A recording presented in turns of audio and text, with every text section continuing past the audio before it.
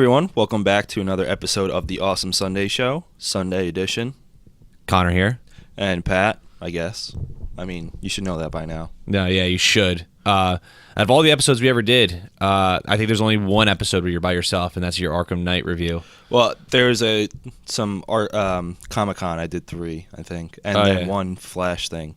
But yeah, for the most part, you know, because I'm the MVP of the podcast, I'm in every episode. Connor's I've missed not so much. Okay, back off. That's when we first started. Still not so much. I'm still the MVP, the real MVP. Anyway, before we get into our topics, I have to retract my statement from the last episode about Bill Pivett's This using... demotes you from the MVP. No, I'm still the MVP. Because I'm admitting that I'm wrong that Bill Pivett's used the Blockbuster streaming. I guess I confused him with somebody else. So sorry, Bill. Bill's actually... I work with Bill at Best Buy, and... which is cool because we actually because usually friends and workplaces don't mix together very well. It actually mixes really well there. We work really good together, even though he's in the office and I'm on the sales floor. I've worked with Bill in 3 different jobs, and he is a pleasant person to work with. Yeah, he is. He's a very pleasant person to work with. So when he came up to me and he said, "Hey, first off, thanks for doing a comedians podcast without me," because he thinks that Jeff Dunham is like the worst comedian ever. I think Jeff Dunham is pretty talented. I don't think he's the funniest comedian out there, but I like him. Jeff Dunham's terrible. I think he's funny. He's not one of... He wouldn't even be in my top 10, but I think he's funny. He was like, "I never use Blockbuster Video. I don't know what he's talking about." I guess I confused him with somebody else. Sorry. Whatever, Bill. But, along with my apology, I just got to say, Bill, that you lost the game, so sorry. He did. Anyway. Bill will be coming back on pretty soon. Yes. Obviously. He's more than welcome. Anyway, we're going to talk about 2 topics today that are pretty relevant because one of them will be gracing us with its release soon. I think a month from now. Yeah, it's either Something early like August or late July or something. Yeah. Which is The Killing Joke. Yeah. Animated movie. It's gonna be in theaters for 1 day, and then it's going on to digital and Blu-ray a couple days after that. Is it select theaters? I think so, probably, because everything good is always just one select theater. Yeah, Resurrection F. Yeah, bullshit. We did get a good story out of that, but yeah. Oh yeah, should we tell the story or? Yeah, why not? All right. Okay, so we go to see Resurrection F, which is the latest Dragon Ball Z movie, and I think we tried going twice. By the way, we tried going twice, and I think it's the only one that was ever shown in theaters. Yes. It was in theaters for a week, and there was only one showing, which was 7 o'clock, and it was only in one theater around here, Seacourt, next to the mall. Not the only one in New Jersey, but the only one close to us that was worth driving to. That was within 90 minutes. Yeah. Yeah. Okay, so the one time we go, it's the first time, right? Or was this the second time that this thing happened? It was the second time. Okay, the first time we tried to get tickets. The first time, because I remember specifically, the first time was nighttime we tried going. And then it was the second time, it was daytime, hence why we saw this event happen. Right. The first time we couldn't get tickets because apparently they sold out even though you couldn't order them ahead of time online. Stupid. So we were disappointed, so we decided to try again. So we go, drive there, pull up into this parking spot. I look over to my left, and this dude is clearly getting a blowjob in his car. And it was broad daylight. Straight daylight. Yeah, and it's not like he was parked in a remote part of the parking lot. He was parked in where a majority of people were parking. Right, almost, not directly, but almost right in front of the movie theater. Yes. And so I look over, and then he taps the girl who's clearly face in his lap. Yeah. And she pops up, and so Connor and I decide to walk down the hill to the movie theater. I'm like, dude, that guy was just getting a blowjob in his car. Connor's like, no way. Yeah, I didn't believe him at first. So then we go in, movie sold out for that one showing that they had. So I'm like, fuck. All right, so I'm walking. I'm like, watch, the guy's still going to be getting a blowjob.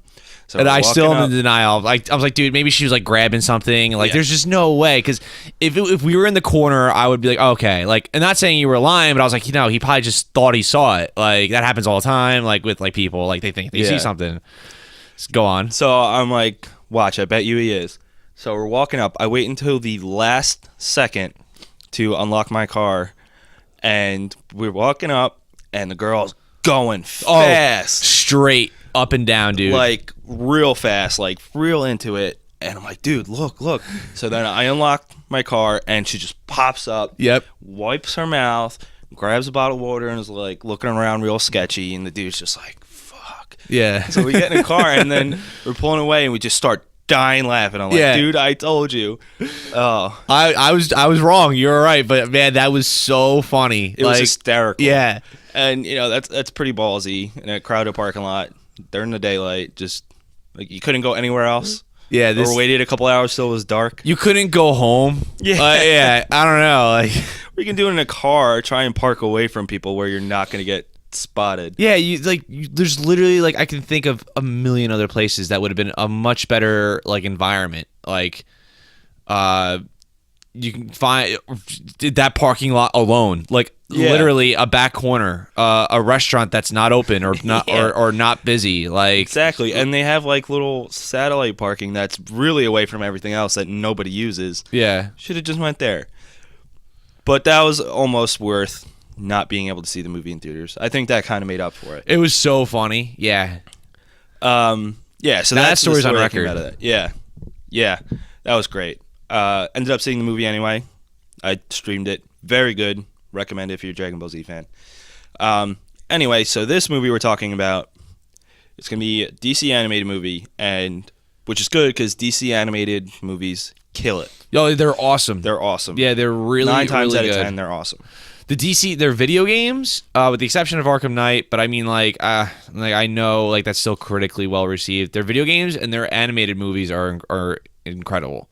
Yeah, it's their biggest, like, quote unquote cinematic strength right now. That's not their TV. Like, their animated movies have been better than Dark Knight Rises, Zack Snyder's 2 movies, Superman Returns and stuff. But their animated movies are great. There's a couple on Netflix right now. Television's been really good too. I know you're not a for the fan of most Arrow part. right now. Yeah. Yeah, but like it's consistently good. And this one, Flash is incredible. yeah. There's a few on Netflix right now. Check them out. But this one I'm extremely excited for because not only are Kevin Conroy and Mark Hamill coming back to voice Batman and Joker respectively, but they're adapting what is considered to be the quintessential Joker arc. Yeah. Like the quintessential Joker story. Yeah, and it's cool too because like this is a lot of DC fans or a lot of Batman super fans. Like there's people that say like, "Oh, I'm a fan of Batman," but like they're just like they're like Nolanverse fans. Yeah. Which is fine. Like you could still be a fan if that's what you like. That's what you like. Like I like Green Day, but I only really like Dookie, Nimrod, and Kerplunk. You know, that's the only I really listen to. Like not a huge fan, but I like them. So like that doesn't make you not a fan. But like the super Batman fans that know everything about Batman, they look at the Killing Joke as like the origin story of Joker, not because it's a fleshed out origin story, which it's really not, but geniusly not fleshed out. Yeah. Because even the like true fans of the Joker say that like there really shouldn't be a true origin story. Right, and there really isn't. There's a lot of conflicting to it, and that's intentional, and I think that's the smart move. And the Joker even admits, he goes, it's kind of a haze of where I came from. He's like, sometimes I remember it differently, sometimes they're similar. He goes, I prefer to be multiple choice. Yeah, and you see that in The Dark Knight with Heath Ledger's Joker. Like, you really, he even tells the story of himself differently. Yeah. And it works out because it really adds to the Joker's He says he character. had a wife, and like it's just not, and his stories are contradicting, and that was the most, even though the scars were different, he didn't look like the Joker. Personality wise, he was the Joker, like straight up. That look has grown on me since it first came out, the Heath Ledger one. Yeah, I agree. But yeah, it's the quintessential Joker story. It's one of the best graphic novels of all time, written by Alan Moore, who overall has written some amazing things. Right. Oh yeah, absolutely. The hand and the pen are his best weapons right now. Like, he's just He writes consistently great stories. He probably wrote arguably one of the greatest Superman stories of all time. Yeah, and he created The Watchmen, Yes. and amongst a whole bunch of other stuff. He had his hand in Swamp Thing too in the 80s. Yeah, V for Vendetta. Oh yeah, the League of Extraordinary Gentlemen, Yep, which unfortunately was adapted into like such a bad movie. that made Sean Connery retire. Yeah, that movie made him like, you know what? I'm done. Yeah. But yeah, like most of his stuff is great. He does have a couple duds, but he's one of the greatest comic writers of all time. Yeah, I mean, people like not everybody has a consistently good bibliography or filmography or something like that. So it's like, and not to mention like even the stuff that's not that good is still better than a lot of other things that come out. Yeah, and honestly, this is probably my favorite work by him, because it's so good, and it's really fucked up. It's a great Joker story, undeniably, and it's a great look into Commissioner Gordon, Batgirl, and even Batman. Like, it puts Batman on the edge almost. Yeah, it's the not many villains that, like Bane has come close. But that's more physically and psychologically, but much more on the physical spectrum. Yeah. Joker can psychologically break Batman, which is where like psychologically Batman, that's where Batman is his weakness because of like what he dealt with as a child and what he's seen. So like tapping into something that can make him snap for someone who's tried to build up, physically and mentally to become a superhero without any powers is incredible. And that's what the Joker's capable of, and like you see it. Yeah, he is, Batman's greatest villain, one of the greatest villains of all time, if not the greatest, in any sort of story-based thing, like in all mediums of, fiction.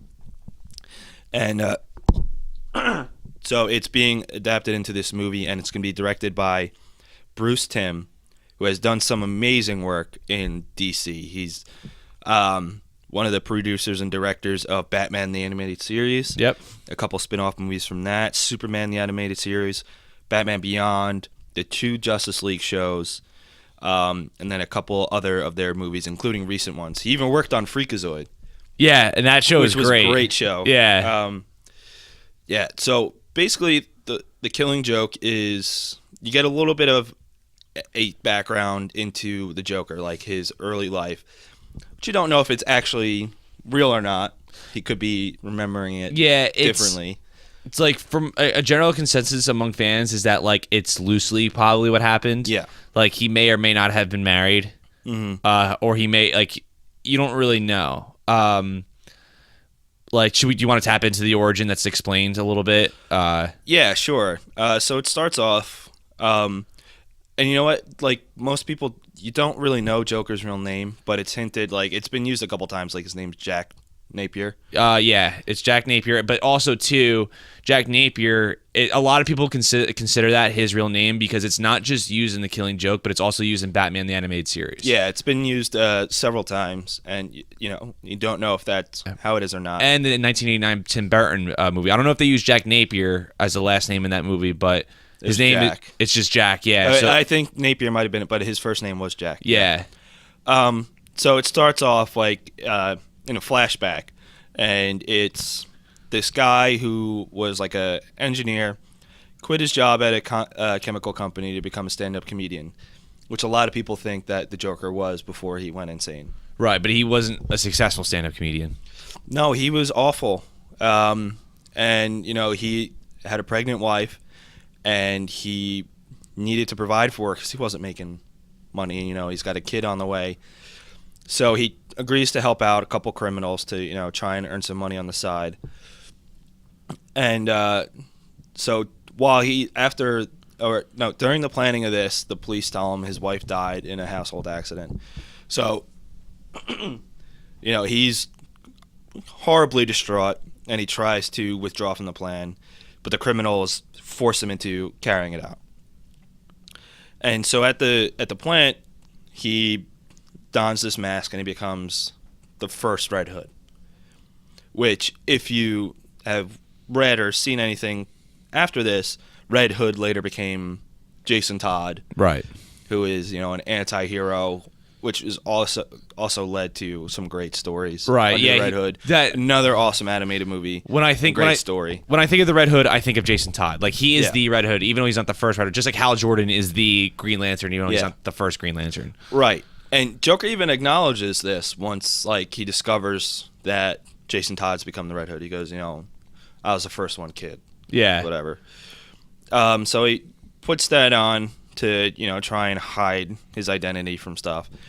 But, like, during it, Batman shows up, gets into a battle with the criminals, and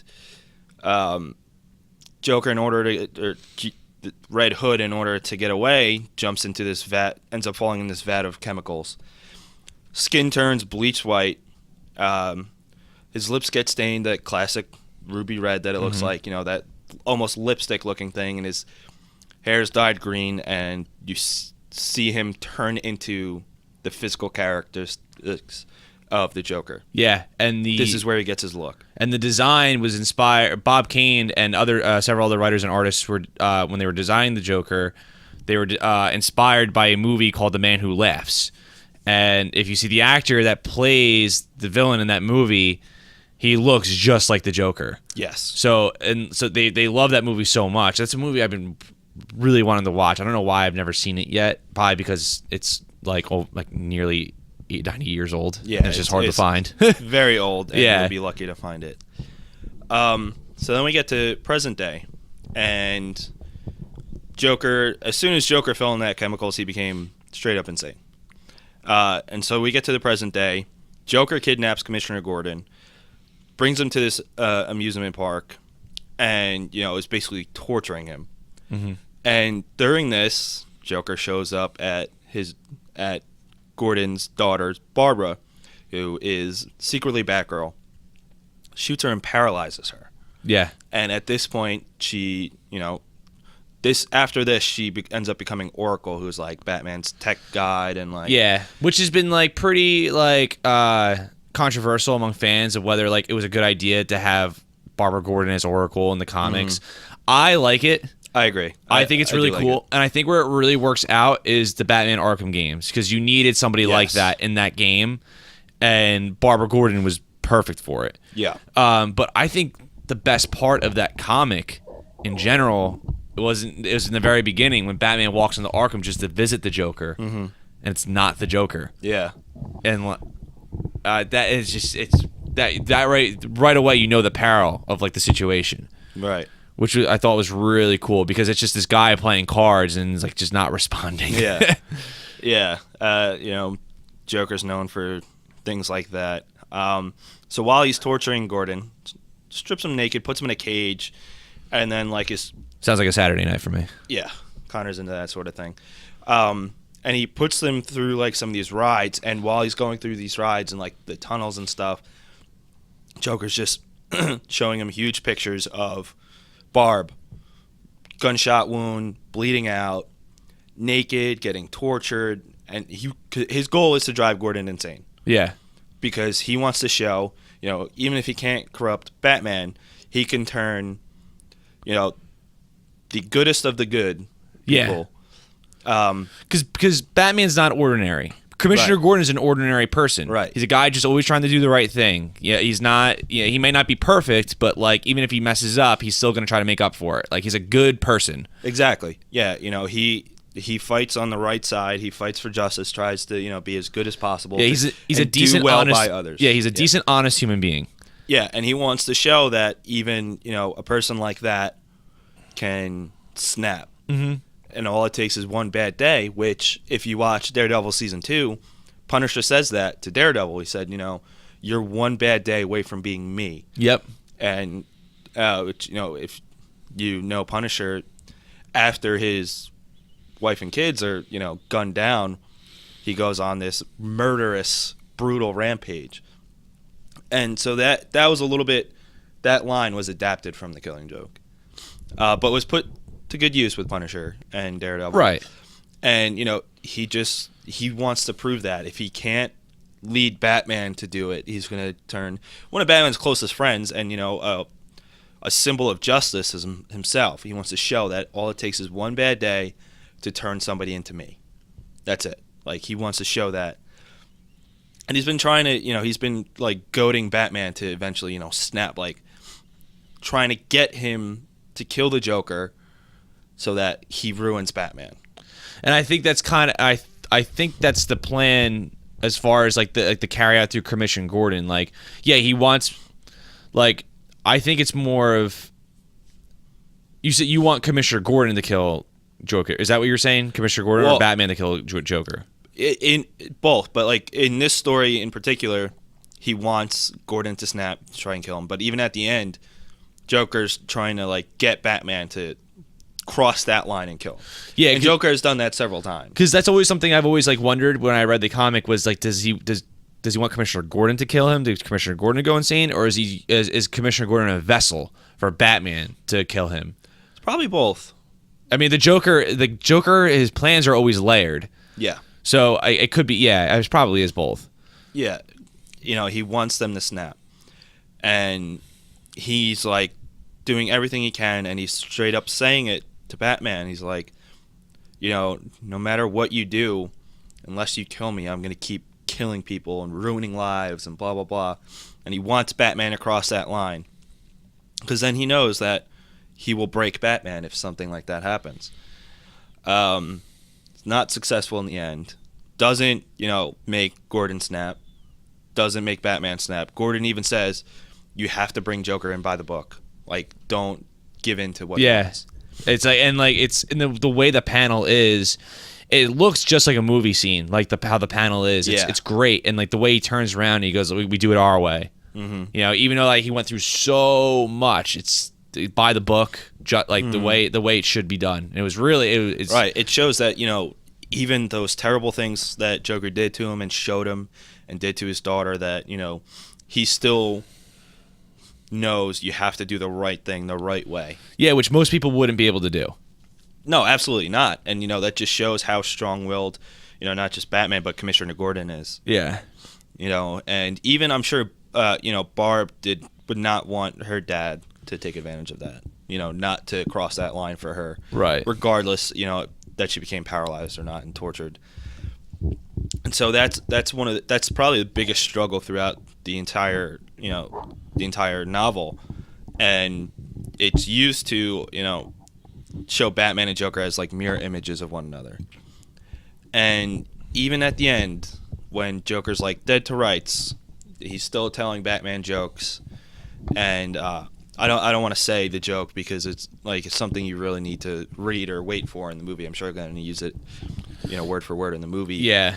And it just shows like at one point Batman even laughs at the punchline. Yeah, he does. Batman very seldomly laughs. He doesn't really have a sense of humor. No. Even in like the Justice League shows, and Batman the Animated Series, he doesn't. He'll crack a smile every now and then. He cracks a smile when like it's appropriate. Yeah. But yeah, it's not a long graphic novel. It's not even a graphic novel length. It's the length of a normal comic book. It's really short. Like it's very, very short. Yeah, but it's absolutely amazing. If you can get your hands on it, definitely read it. But if you can't or you don't want to, watch the movie. It comes out July 25th. And for the movie, it's going to be over an hour long, so a lot of people are wondering how they're going to, stretch this into a full-length movie. And Bruce Timm and some of the other producers have said that they added more depth and some background into Barbara as Batgirl. So, like, do you think it's going to be inspired from the Arkham Knight DLC as far as, like, how was it Jason Todd or was it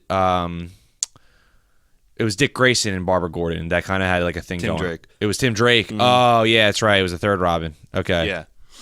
There might be some into that. Show some of her, actions as Batgirl and her and Gordon's lives together.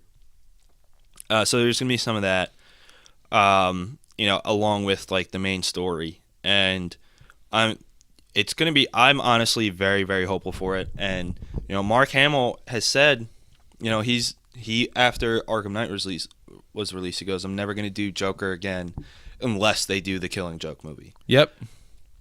And what do you know? They are.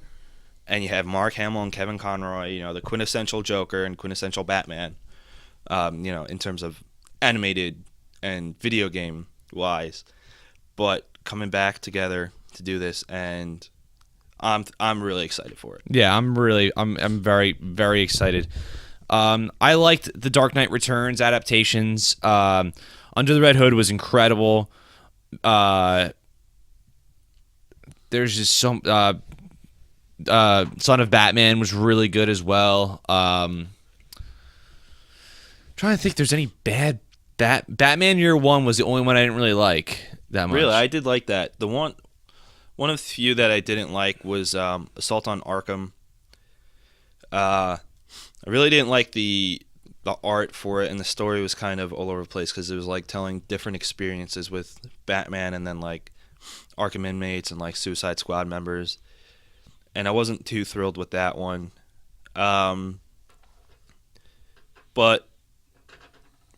for the most part, Bad Blood and Justice League vs. Teen Titans were okay. I didn't see that I didn't see Justice League vs. Teen Titans, and I haven't seen Justice League Gods and Monsters. That one's pretty good. It's a different take on these heroes. Like Throne of Atlantis was good, even though it kind of fell apart at the end, and that's like goes into Aquaman's background and his history. Justice League War is great. Oh, that one was awesome. It's what Dawn of Justice was trying to aim for, I think. But it just failed miserably. Yeah, seriously. Batman vs. Robin was really good. Flashpoint, excellent. And even some of the older ones are, really good, and I highly recommend any one of them, really. Batman Mask of the Phantasm, which is a movie adaptation of the Batman animated series, which goes into Batman's origins and why he's Batman, is actually, even though it's not my favorite Batman movie, it's the most accurate and I guess that's really it. It's the most accurately Batman movie I've ever seen as far as when it comes to the actual character. Yeah. Like exactly who he is, and like that again, like I think Dark Knight and Batman 1989 are the pinnacle Batman movies. But like if you want to see like, all right, like if you want a true adaptation, and that's the word I was looking for, like the most accurate adaptation of Batman, it's Batman Mask of the Phantasm. I consider that a DC animated movie. It is. It is technically.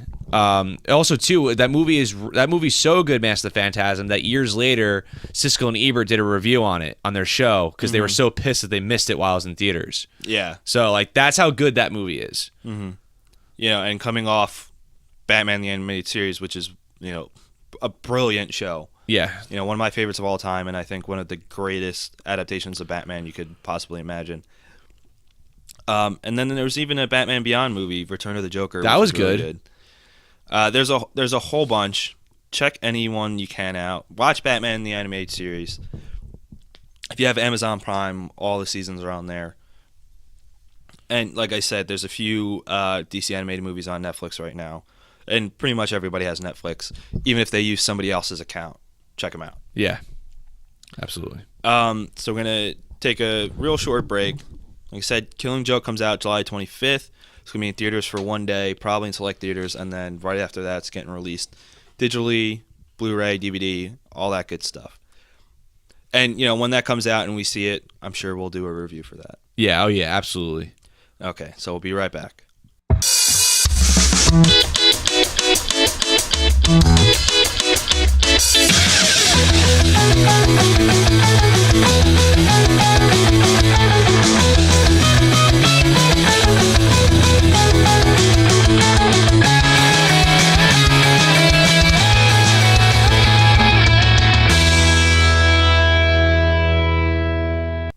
Hey everybody, welcome back. So, Pat, that was a nice little break we took. Yeah. A lot of stuff happened since that break. Yeah, Connor did some weird things, but and Pat head in a corner, cried. Yeah, some stuff Talked happened. back and forth. Yeah. So, getting off talking about Batman, I say we expand our DC talk this Sunday a little further even though the Killing Joke was my idea and Injustice was your idea, was Injustice 2. Everyone keeps saying Injustice Gods Among Us 2, but it's Injustice 2. It doesn't have a subtitle yet. Oh, it doesn't? I thought the subtitle was like every battle counts. I thought those were the dumbest subtitles, so I'm glad you're telling me that that's not the subtitle. Yeah, I think right now it's just titled as Injustice 2. Okay. Yeah, it's just that would be a terrible subtitle. That would be the worst subtitle of all time. Yeah. So it'd be so bad that I like it. Yeah. So yeah, the gameplay trailer was released for Injustice 2, and it looks awesome. Yes, it looks really, really good. And Injustice 2 is made by NetherRealm Studios, as was the first one, which is the studio that does the Mortal Kombat game. Revive the Mortal Kombat game. Revive the Mortal Kombat game. But it's the original creator is also involved too. Yeah. So, which is nice. And Ed Boon, who's the original creator of Mortal Kombat, he was always a huge fan of like the Jean-Claude Van Damme movies, and like which is where like Mortal Kombat was inspired from, like Bloodsport and like Kickboxer and all that.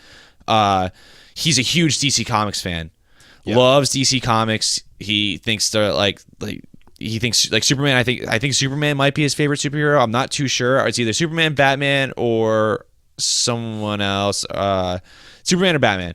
So he made Injustice: Gods Among Us. Yep. And that game was great. We're gonna get into that game a little bit later. But first let's talk about Injustice 2 gameplay trailer and all the characters there. It was all new characters that was revealed. Well, except they did reveal new characters, but like Batman and Superman were still in it. And barely. Aquaman. Yeah, it was to show off some new characters. And like, yeah, it's Aquaman was in it, but he looks different. He does look pretty different. Actually. Yeah, that's one thing I really noticed is how different he looked. It's Batman and Superman and Aquaman are in it, but yeah, I thought it was awesome. Like they didn't tease you. It wasn't like the end of the trailer, like. You know, like Super Smash Brothers does this for every game. Like they have all like the old characters like fighting and like, oh my god, look at the graphics, look cool. And then like Mega Man's at the end, or like Pit is at the end, or Solid Snake. Like they right away, it's Supergirl and Atrocitus. Yeah, Atrocitus. I said Red Tornado when we first watched it. I thought it was it's Supergirl and Atrocitus, and which is great choice because Supergirl is missing from the first one. I thought. Yeah. Atrocitus wasn't even in it. Yeah, I didn't expect it, like Atrocitus to be like, you know, on the top of the list. No, honestly, I'm a little surprised, but you know, happy that they're putting him in this. Oh no, I'm Sinestro not complaining. Was the evil, Lantern Corps member in the first one, right? Which is great. I mean, Sinestro is the Green Lantern's greatest enemy. But it's good to incorporate like another Lantern Corps. And, you know, if you're going to go with any, you go with the Red Lanterns and Atrocitus. Yes. And, yeah, Supergirl's a great addition. Because I always thought she was missing from the first one. Like, I thought she would be a DLC character. Then, like, Batgirl's a DLC character. I was like, oh, okay, cool. Like, at first it was, like, Lobo. Then Batgirl. I was like, it's going to be Supergirl. And then it was, like, Scorpion. And then, like, Martian Manhunter. Yeah. And then, like, General Zod. And I was, all right, I guess Supergirl's never going to be in it. And she wasn't, unfortunately. It's like I'm glad they brought her in. Yeah, and Gorilla Grodd is playable in this one. In the last one, he was just like in the background. Yes. Which is very cool that they're putting him in, and you know those are just 3 new characters amongst a bunch they're planning on putting in. So Injustice 2 I think it's gonna continue from where the first game ended. I don't know if it's gonna incorporate any of the comics that spawned afterwards from the game, because like the game created this story and then comic adaptations and continuations followed after that. Yeah, and it's still going on, like the comic series now. I think it's in its 3rd or 4th year now. It's something like that. Yeah, something like that. And I haven't read all of them, but they're still really good. But like. So some of the new additions, aside from new characters, is Injustice 2 is going to have a gear system and like a loot dropping system. So if you look at the announced trailer, see Flash and Superman battling, and then Batman, Aquaman coming in, and Supergirl. And during the fight, they add new armors to themselves, and you see some new abilities going on. Even Superman put on armor, which like... Giving Superman armor is like OP as fuck. Yeah, honestly, like that's just crazy. Yeah. But you know, in a fighting game, it's obviously different. But like if that were to really happen, that'd be insane. Yeah, it's like giving Cyclops a laser gun. Yeah. Yeah, it's just like doesn't make any sense. Like, why would you? Yeah. It's just unnecessary. Yeah. Right. But I'm pretty excited for this actually. You know, there have been some loot dropping games, you know, gear systems, but I think that this is probably the most interesting use of it. In Yeah. that you're giving it to heroes and villains. And like Most I'm not who already have some sort of powers or anything. Yeah, I'm not like mad about it because like Injustice itself wasn't an ordinary fighting game to begin with. Right. It was very different. It was a flat like fighting field with that was 2-dimensional with 3D models and like 3D backgrounds, but like the way the fighting system was not, it was very obtuse. Yeah. To compare to like traditional standard fighting games. And Mortal Kombat 10 kind of did the same thing in a way as far it took that from yeah, Injustice, yeah. as far as like the different fighting styles and whatnot, and but it's still going in a different direction from Injustice. Whereas with Injustice, I always felt like when I first played it, it was like if you're getting beat, you're getting beat really bad. Yeah. Like you're not coming back. Right. Which I liked. It entices you to get better and better. Uh-huh. But what's cool, the balancing factor of it is the environments around you. So like if you're started losing, so if they still have like 75% health and you're down to like 25, because it's not really decided by rounds. There's like a break between once you're down to your first health bar. You can start using the environment around you to start to, you know, pick up the pace and get the game back on a level playing field. So I think that's what this loot system is going to come in for. I think. I don't know. Maybe, but like you're going to be able to, you know, change the look of the characters, and it's going to be able to upgrade your abilities. You know, give you more strength, speed, health, that sort of thing. You know, like how if you play Fallout or any of the Elder Scrolls games, it's similar to that. Borderlands, all those. Oh yeah, Borderlands, which I think is going to be a really interesting addition to, you know, the fighting combat based gameplay of the game. Yeah. So I'm looking forward to that, and you know it's going to be good because, you know, against some villains or heroes, you know, you're going to have a tough time. You know, like if you're going up against Superman or Zod or, you know, anybody really. Like you do kind of start out with a disadvantage because they'll already have either more strength, speed, or health. Yep. You know, based on their powers. But now you can even out the playing field, and even in the gameplay trailer, you see Batman with kryptonite gauntlets on, which I think is a good idea. Obviously, Batman doesn't have powers, so he needs, you know, some advantage, and you know, it's smart, and I think it's really going to change the way the gameplay works, and I think it's a really good idea. You know, and it's something different for that style of fighting game. Because I know in the first Injustice, it was like what was the serum called that was able to put like Joker to fight against Superman.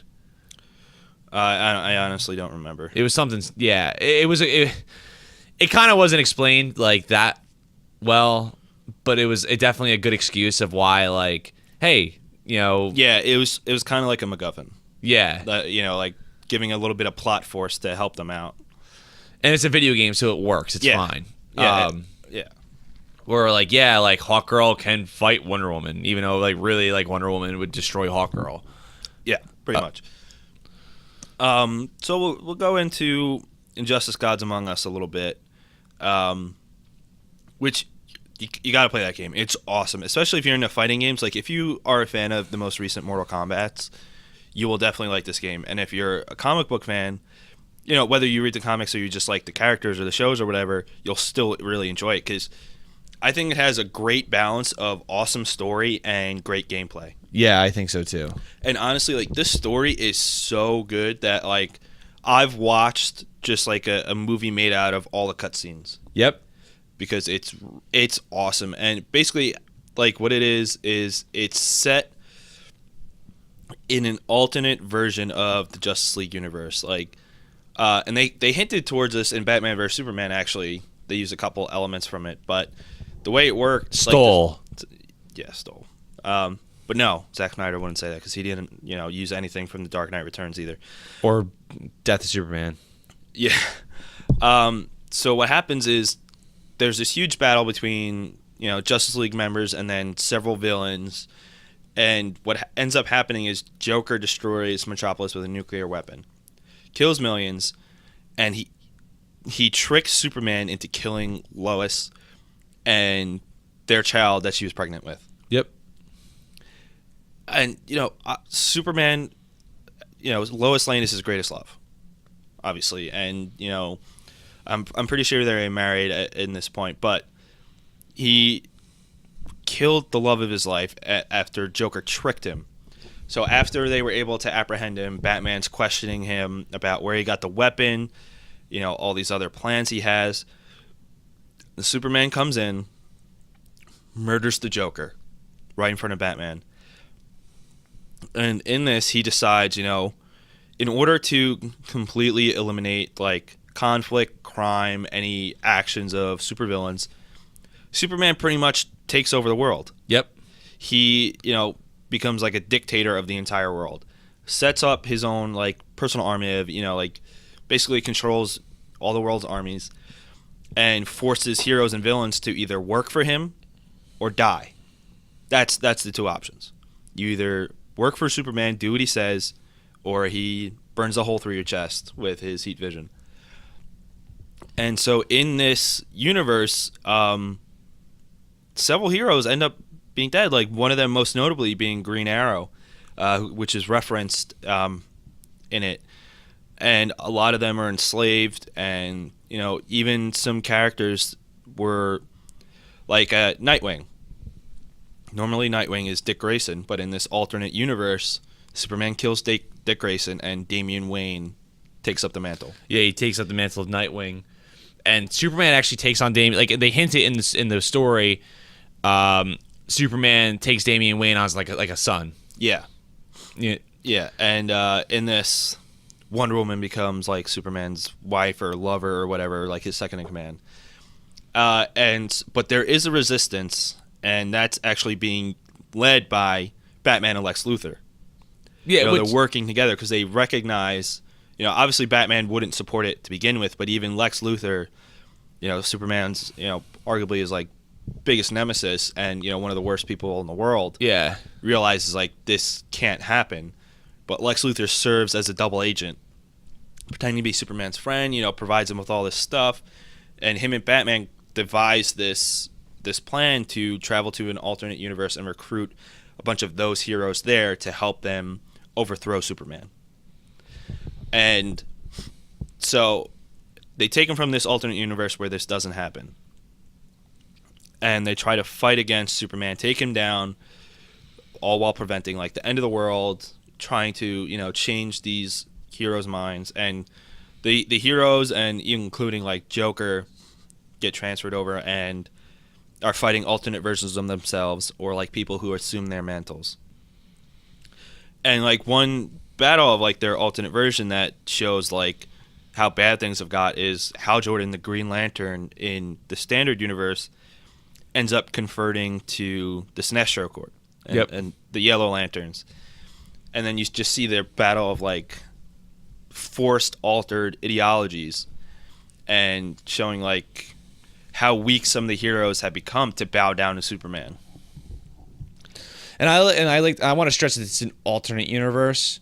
Yes. Because like some people can complain it's like, oh, like Hal would never do that, or like Superman would never do that. It's like yes, the Superman you know and love would never do something like that. This is an alternate universe. Yes. Alternate. That's the key word. Yeah. Imagine it. It's like part of the multiverse. That's what it is. Yep. Like you consider it just a different Earth. Like if you watch The Flash or read the comics or anything, like there's infinite amount of Earths. This is like a different Earth, a different timeline, and they're recruited to help save that universe. And this was stolen in Batman versus Superman, where when Bruce is having that nightmare, that world that's destroyed pretty much and is under Superman's rule. With the ever so subtle Omega symbol. Yeah, that was taken from this. and that's one of like that's an instance of that alternate timeline, alternate universe that shows what would happen if Superman is forced to cross that line and work for him. It's also an adaptation of like Darkseid corrupting Superman, bringing him to that. But this is where he got that idea, and while in that dream, or if it's not even part of the dream, you don't really know because it's so poorly executed. That's where the Flash comes in through the Speed Force, pretty much through that portal to warn Bruce. Lois is the key. You need to stop. You need to stop Superman. Lois is the key. You need to protect her. Because if Lois dies, that's what's going to happen. Superman's going to become dictator of the world, kill anyone who stands in his way, and just make sure that you bow down to him and you're in his control. So that's just one of the several storylines they tried cramming in, and adaptations. But I'm not going to go into the entire history of it, but it's awesome. It's an awesome story, balanced out with awesome gameplay. Even if you just want to watch the story, just type in Injustice: Gods Among Us movie in YouTube, and several people have. It's like I think 2.5 hours total or something like that they cut into this movie. They cut this movie into. Definitely, It's at done least pretty watch well, that. like as well as it could be. Yeah, it's hard to get a complete flow of cutscenes, like to be, perfectly flow perfectly together as if it was a normal movie, because cutscenes are interruptions, or the fighting is interruptions, where you take over. But definitely at least worth watching, and it spawned a really successful comic book series that's still going on. If you can get your hands on it, read that too. But I recommend playing the game, especially if you're into fighting games. Yeah, and there's a PS4 version that's really good as well. Yeah. It's got all the DLC and everything like that because they pretty much, the gaming industry just likes to shit on gamers that buy games early on day Yeah. one. It's just what it is. I get it. Like you want to sell the game, so especially like 6 months out, you're gonna have a special edition. I get it. Yeah. Or Game of the Year edition. So yeah, pick it up on PS4. I don't think it's on Xbox One. The special edition. I think it was just 360, PS3, and then the PS4 version. Yeah, it's on 360, Wii U, and then like all PlayStation platforms. There's even Android and iOS and Windows versions. But get it for a console or the PC. Like you don't want to play games like that on your phone. No. It just makes it a mess. But check out, whether you just check out the story or the game itself. The game itself was critically well received, won a bunch of awards. Yeah, it's pretty fighting a fighting game wants to, or the developers of a fighting game, they want that game to be like in the circuits as far as when it comes to like professionals and like avid fighting game players. Yeah. That way the game is talked about for years and years and years. Just like Street Fighter 2 is really the one that started that.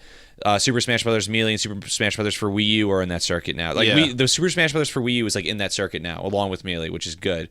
King of Fighters, no Virtual Fighter games. Hopefully Street Fighter 5 never makes it in that circuit because that game was terrible. But yeah, like Injustice made it in there. Along with Mortal Kombat X too, and Mortal Kombat was not respected among fighting game professionals for a long time. But Mortal Kombat X, really, it's technically the best one. Like it's like, and I mean like technically, not as in like technically out of all of them. Like technically speaking, like as far as when it comes to like controls and like characters and balance, it's the best one. It's actually, I think it's better than Street Fighter 5. So Injustice made it there, and hopefully Injustice 2 makes it because it's a great franchise now, even though it's technically one game. Yeah, I mean it will be a franchise. Injustice 2 comes out sometime next year. There's no official release date. Yeah, it's 2017. Yeah, just 2017 right now. And I'm sure there'll be more trailers for it, but check out the announced trailer and the gameplay trailer. It looks great. Yeah, the graphics are great. It's like exactly, it's the Supergirl that I like as far as like style wise. I think like that's what I imagine Supergirl 2 look like. Yeah. Oh yeah, for sure. I think that's like her best design. Although I'm sure like each character, along with like their different gear and customizable loot, I'm sure they'll get like alternate like looks and designs like in Injustice Gods Among Us, like each character had like a different skin and stuff, and then there was like Red Sun and There was Cyborg Superman. Cyborg Superman, Yeah. whole bunch of stuff like that, and even like Green Arrow. They one of the alternate skins was Stephen Amell's look in the Arrow TV show. Yep. That's one instance of it. So for Supergirl, they actually might show Melissa Benoist's Supergirl design as a skin in it, like as an alternate, costume or whatever. And they'll continually release new characters and stuff too. But yeah, I'm pumped for it. Yeah, same. I think it's I've been kind of pissed off at video games the past couple yeys in general, just the way they're developed and everything like that. But I'm starting to come back around, and like this trailer's got me hyped. Yeah, me too. So play the first one if you haven't. At least watch all the cutscenes online. And remember to like, share, comment, subscribe. Follow us on Twitter. I'm at RickPatMick. I'm at Less Than Connor. You can follow the show at Awesome Sun Show. Rate us and download us on iTunes. Connor, you looked like you wanted to say something. You know what I was gonna say. I know what you're gonna say. Yeah, about the characters. Blah blah blah. Yeah. Yeah. Thanks for listening. Make sure to check out all of our previous episodes. Check it out on Podbean too. Yeah, on Podbean. You could also like and download it there and listen to it. But do it on iTunes. We want to see if we could ever break the charts on iTunes. Yeah, that would be awesome if we did. That'd be sweet. That would be very sweet. Yeah, so check that out. Put us on blast. Tell your friends. We'll be getting some guests on again soon. Like next week, we have Mr. Mike Sands coming back. Yeah, it's been a while. Mm-hmm. It's been too long. I agree. Not just too long since he's been on, but too long since we've seen him. And if you think you can make a good guest, and your name's not Evan Bogner, yeah, let us know. If there's any topics you want us to talk about, whether comic book related or anything else really in general, you have suggestions, let us know. If we like you enough, maybe we'll bring you on for those suggested topics. We like guests. As much as me and Pat like talking about stuff, we like also having another person here as well. It's nice. Yeah, and I'm sure, it's nice to break up the flow, and, the people we get on are quality people. Usually. Good friends and good guests. Yeah. Not Damien, though. Damien's a piece of shit. No, we love you, Damien. It's a strong word. I'm kidding, Damien. I love you. The clutchest kid I've ever met in my life. Yeah, guys, thanks for listening. Have a great Sunday, and see you next week. Yeah, enjoy it.